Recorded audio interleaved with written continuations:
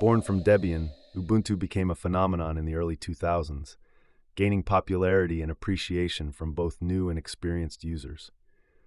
Founded by Mark Shuttleworth, Ubuntu was seen as the hope for widespread Linux adoption, especially in the consumer market.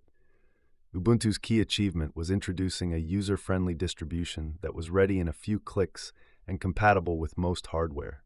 At its inception, Linux distributions were neither easy nor user-friendly.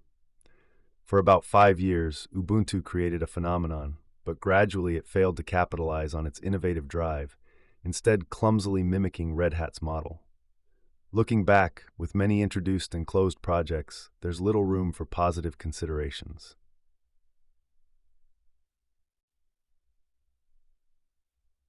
Creating an operating system for phones with a 20-year delay is not a great idea, just as creating a centralized and closed package distribution model like Snap in an open-source environment is problematic. Reflecting on Canonical's choices, it reminds me of Windows, which is quite a negative comparison.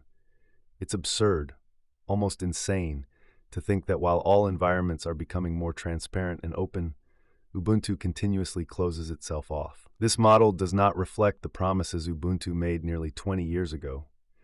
It seems that the distribution will become niche, with its ecosystem increasingly distant from the open and transparent systems of other distributions.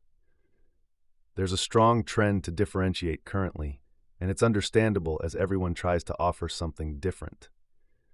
However, it's precisely this different aspect of Ubuntu that makes it a total failure and an example of wasted potential.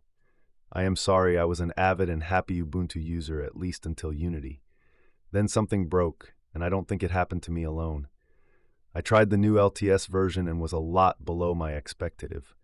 Honestly, there are better alternatives, much better ones.